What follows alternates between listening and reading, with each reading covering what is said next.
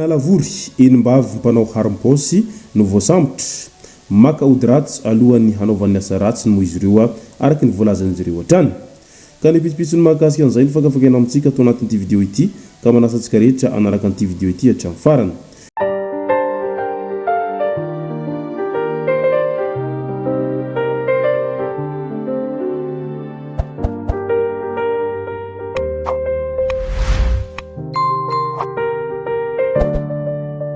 Ny tonga tsy miaraba hono namantezitra ka dia faly miaraba isika rehetra mpanaraka sy tapaka an'ity chaîne ity tendako amin'ity androandroany ity. Araka n'izay efa natsipiko zay dia ny mahakasika ireo mpangaro paosy vehivavy tratra tany Analavory no tena impanantsika ato anatin'ny ity video ity. Fa milohan'izay dia andao aloha resantsika ireto tsara fantatra manaraka ireto. Ambohipo nakatona ireo bara izay mbola misokatra aorian'ny sivora alina. Nidina ifotony teny Ambohipo sy ny manodidina ny polisy pirenena niaraka tamin'ireo tompon'andraikitra iny fotony nanomboka tamin'iny herinandro iny. Natao ny fanaraha-maso ireo toeram-pisotroana sy ny toeram-pialamboly indrindra ny fanakatonana ireo bara izay mbola misokatra aorian'ny sivora alina ary no hamarinina ihany koa ireo fahazahon-dalana. Nomena toromarika ireo tompony toerana mba hanaja ny ora fiasana sy ny lalàna manan-kery. Namafisina ihany koa ny fanaraha-maso ireo olona tao anatin'ireo toeram-pialamboly indrindra ny fisorohana ny fidiran'ny zaza tsy ampy taona any amin'ireny toerana ireny ho fiarovana azy ireo sy ho fampiarana ny lalàna. RN13 indray rongony 720 gony no sarin'ny polisy. Rongony milanja manodidina ny 50 kg nafaratra tamina gony misa 720 no sarin'ny polisy ao amin'ny komisaria Ihosy araky ny fampitambavao ny serasera sy ny kolotsaina Ihorombe tamin'iny herinandro iny hatrany. Tany Andrera amin'ny lalam-pirenena faha-13 iny no natratrarana ireo rongony ireo. Olona misa 7 no heverina mitondra azy ireo noho ny fahitana bao filanjana miisa 7 miaraka tamin'ireo zava-mahadomelina ireo. Mitsoka avy hatrany ireto farany raha vao nahatazana ny polisy ary mbola mitohy ny fikarohana azy ireo hakana alalana amin'ny fampanoavana ny fandoroana ireto rongony ireto izay voalaza fa tratra ireto amin'izao ankehitriny izao. Mahajanga indray dahalo misa 3 no maty ny fahatezeram-bahoaka izay nodoran'olona tany Mahajanga tany.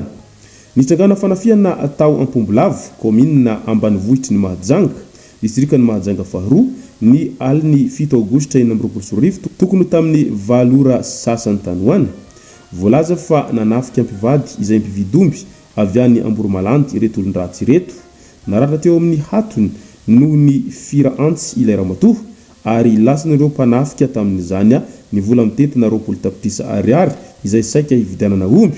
Taorian'ny zavantranga anidina teny toerana ireo mpitandro filaminana sy ny fokon'olona.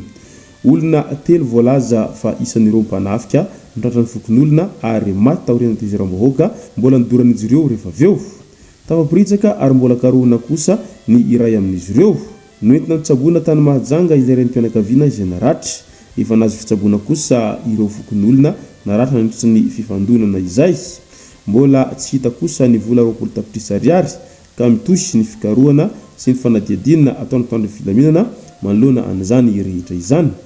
Midika izany fa tena efa mivadika biby ny olombelona amin'izao fotoana izao efa tsy misy intsony izany hoe hiainana ampilaminana izany fa vao mietsika kely ianao dia na anao misy manafika na anao misy mamono izay. Orinasa mpanao lalana RN5 indray mitaraina noho ny halatra voalaza fa nataon'ny mpiasa.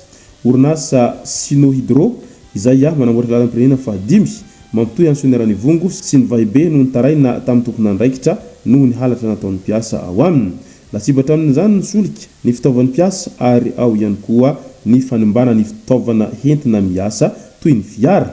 Voalaza fa nitsoka sy tsy hita intsona ireo izay nanao an'izany rehetra izany.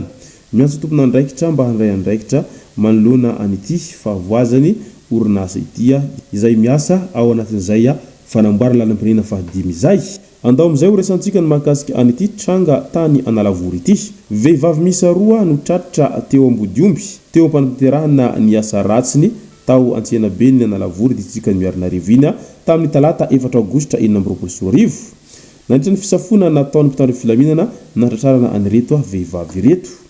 Nandritra ny fanatiadiana dia niaiky ny helika izy roa ireo ary nanondro ireo namany hafa izay voasambotra ny polisy ihany koa.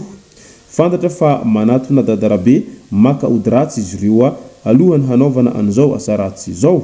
Natolotry ny fampanoavana teo Miarinarivo ny alakamisy 4 aogositra 2024 izy mba avy reto ka voatazona any am-ponjy izy ireo amin'izao fotoana izao.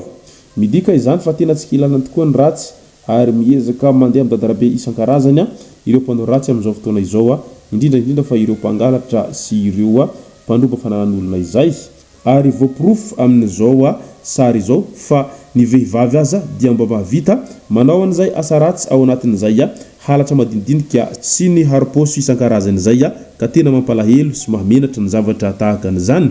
Ianao vehivavy izay tokony mba ho atao fitaratra ny tokantrano, ianao vehivavy izay tokony mba ho atao rehare eny anivon'ny fiarahamonina eny, dia ianao indray izany no mitarika amin'izao asa ratsy amin'ny haripôsy sy ny fangalarana izao tena mahamenatra ny tranga zavatra tahaka an'izany satria izany vehivavy izany dia tokony ho modely foana eo anivon'ny fiarahamonina misy azy eo na ihany koa amin'ny fiainana andavanandro fa tsy sanatria akory lasa modely ratsy tahaka an'izao niseho tany amin'ny faritry ny Miarinarivo vokatrin'izay halatra izay nataon'ireo vehivavy ireo tao anatin'izay haripôsy izay. Ary mila mailo hatrany manomboka izao ao anatin'izay haripôsy izay fa kay mandeha amin'ny dadarabe izy ireo ary mety maka fanafody fandrekerekena na ihany koa maka masobe tsy mahita aza izy ireo ao anatin'izay halatra madinidinika izay ataon'izy ireo izay heverin'izy ireo fa ahatafita azy ireo ary izay heverin'izy ireo fa ahazon'izy ireo vola be aman-karena mba ahafahan'izy ireo miaina toy ireny fiainana miliardera ireny.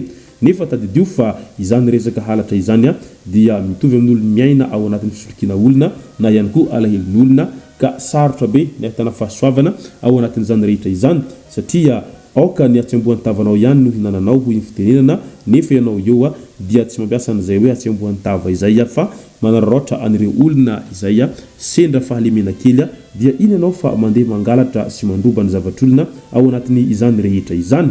Tena mahamenatra ho yaho ny sanganjavatra tahaka antony ary tena mendrika sazy sy faraka izay entitra izy ireo amin'izay mantsy tsy amerina intsony any orinany fa misy amin'ireo mpangalatra mantsy efa tratra landrina izay dia migadra kely rehefa afaka na ihany koa mivoaka kely dia miverina mangalatra indray rehefa aveo migadra indray. Efa maromaro moa ireo izay mpangalatra tratra an'izay ka izay voalazako izay fa amin'izao fotoana izao mety efa tapitra angambany ny fotoana famonjana azy ireo ka mahatonga azy ireo efa afaka mandehandeha eny anivon'ny fiarahamonina sy ny manodidina azy eny. Izay no masaka azona roso tao anatin'ity vidéo ity tompo lasa tomboko vavy misaotratsika rehetra nanaraka an'ity vidéo ity hatramin'ny farany. Aza dino milaiky ny vidéo antsika ary tsarovatra trano miabone amin'ny chaîne antsika mba ahafahanareo manaraka tsy tapaka ny vidéo azy lefa nahita isan'andro. Tomboko lasa tomboko vavy mankasitraka dia mirasoa.